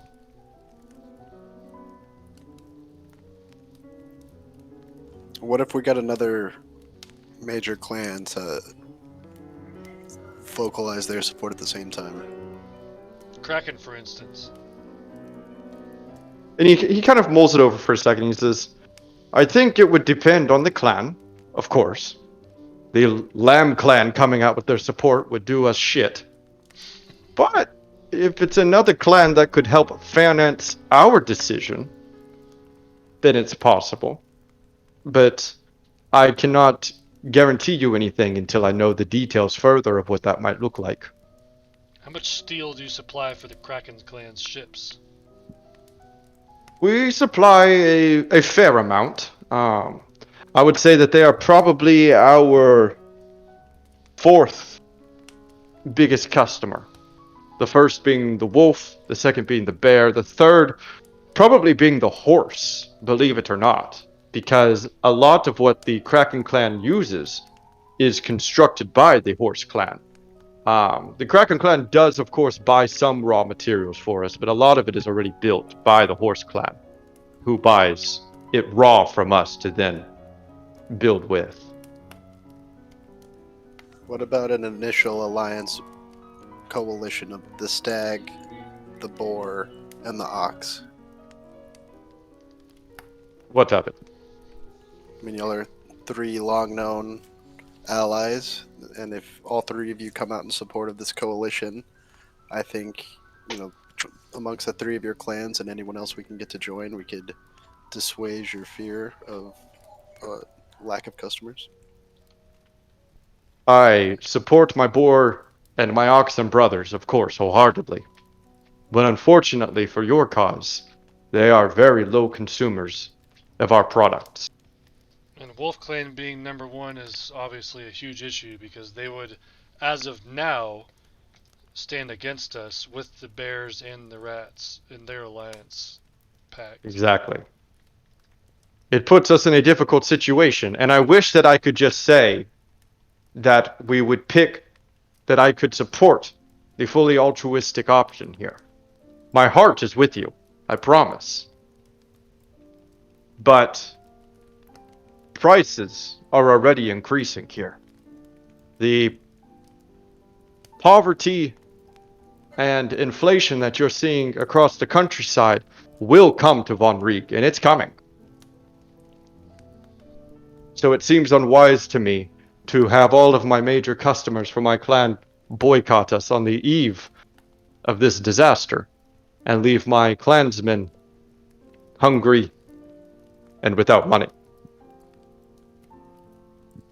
Well, as a merchant, it sounds like you're being pretty penny smart, dollar stupid, because none of this is going to matter in the end when the Yanti fully blockade you from trading at all. I'm sure Ocaria was battling around their own politics before the Yanti took them over and just almost destroyed the entire town. And he kind of shrugs and says, like I said, my heart is with you, but my clan won't do you any good if all my blacksmiths are protesting because our customers are boycotting us. Well, offer us some solutions here. What clan relationships can we leverage? You have to know the inner workings of the politics here. And you can see that he's losing a little bit of patience. He says, why don't you work with me here? You're the one asking me of this. Why don't you ensure that I won't lose all of my income by making this decision for you? Yorkizos already did say that the other races would be supporting them during the war effort. Of course, during the war effort, to a war that you can't even promise that the doors will join. That could take months for the money to arrive to us, which I agree with you. In the long term, would probably be healthy to get off of this isolationist shit of land. But I can't tell my blacksmiths to tell their families that food will arrive in 4 months. Alright. We'll talk to the Archmage. We'll talk about getting a line of credit set up with the other allegiances. We're gonna keep the forges going, because trust me, we need the steel. Just business. Alright, I guess you were kind of alluding to this, but business as usual right now, and we'll go talk to the other clans. Yes. Like you said, we'll have another meeting. Yes, I am happy to talk with you again. And who knows?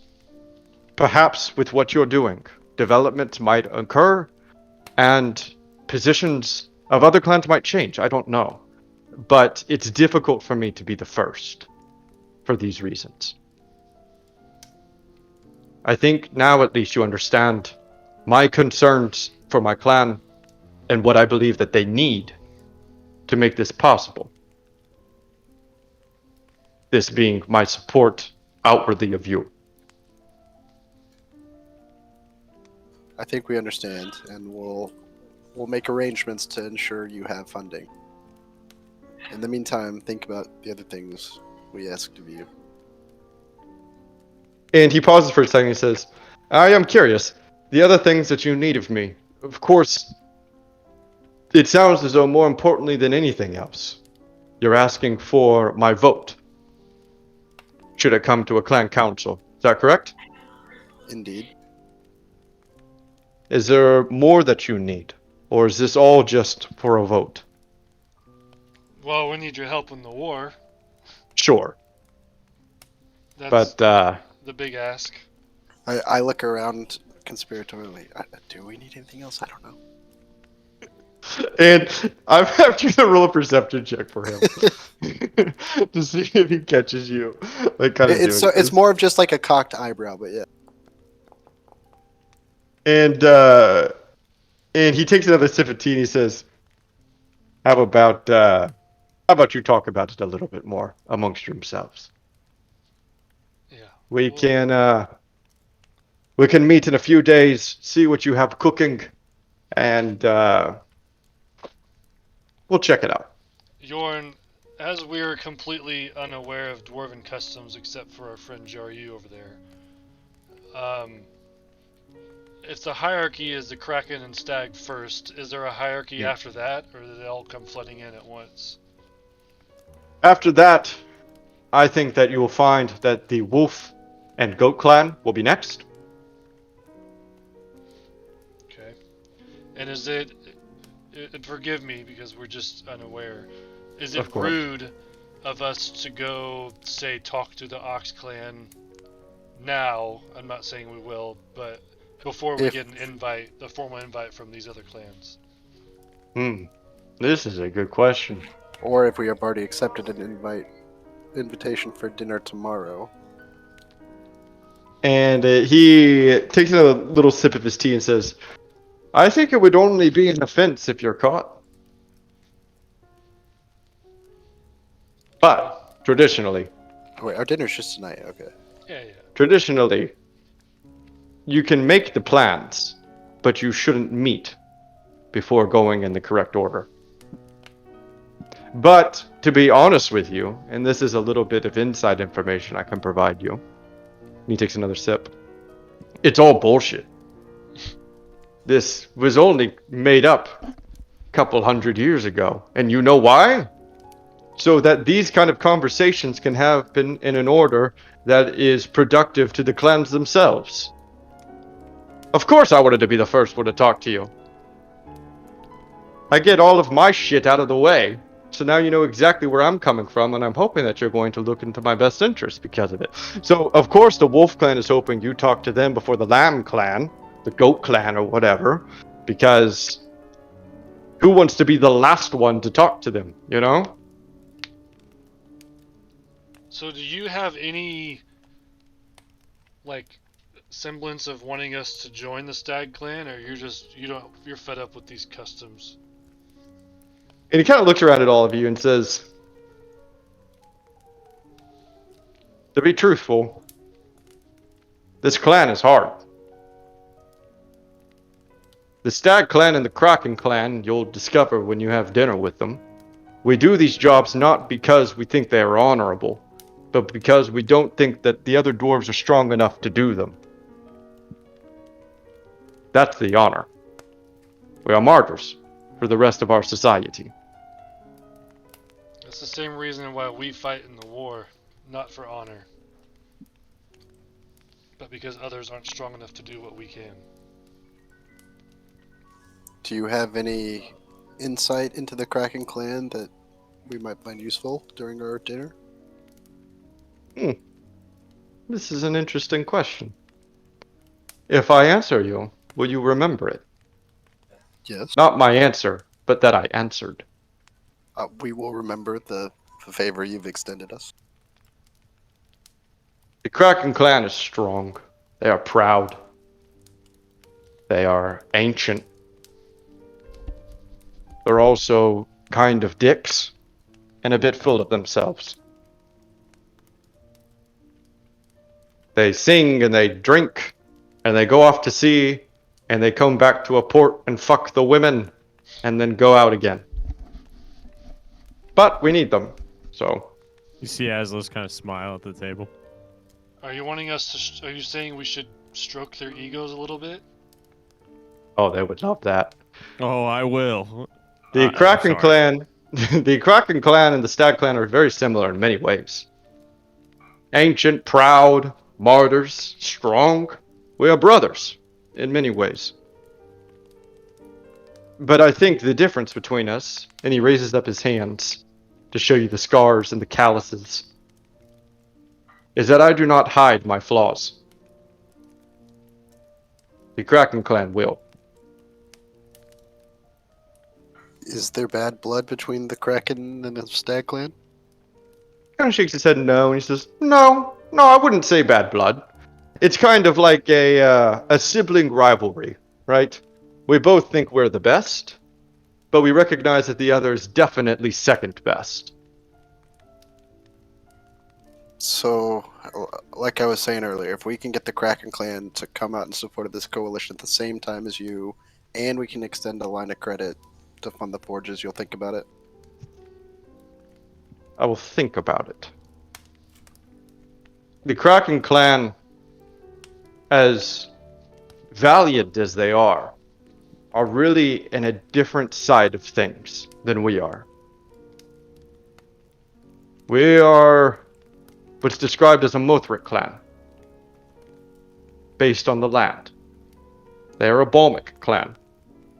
So while we are similar, we are also very different. Our interests don't overlap much.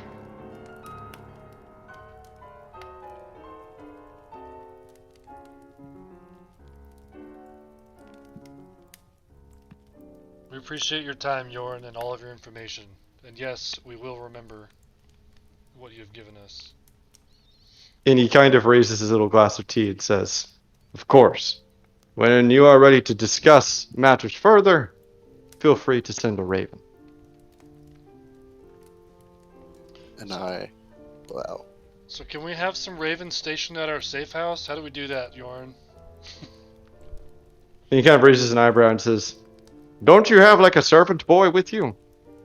Yeah, he's out trying to find someone to find Grot, the Fearbulb.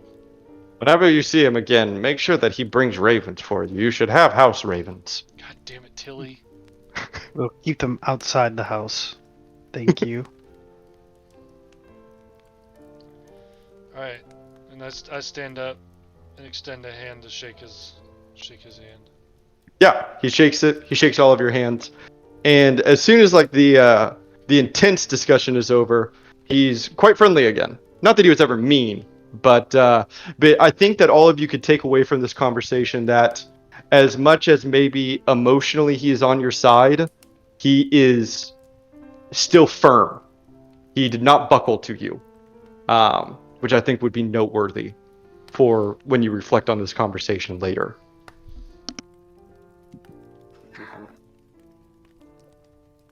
And he lets you go. And that's a perfect place to end our session tonight.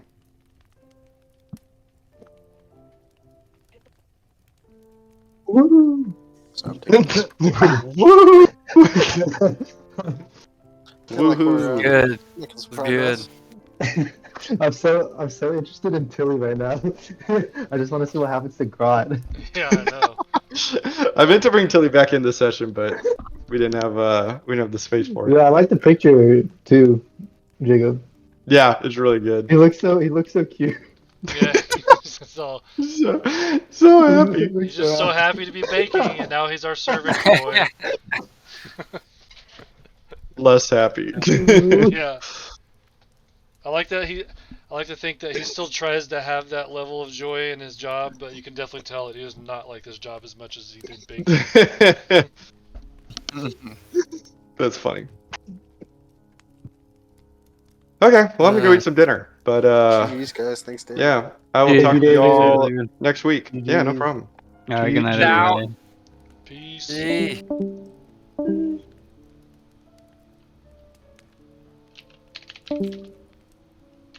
Do we know when Waco's character is gonna show up? Yeah, I feel bad that he's just gonna sit. He just sits there.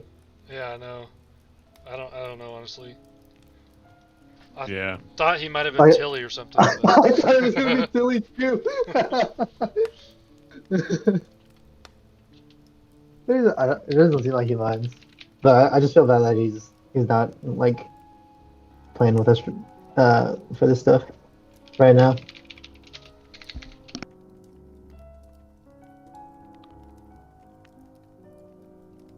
Yeah, I'm kind of interested to see where all the discussions go. That stuff.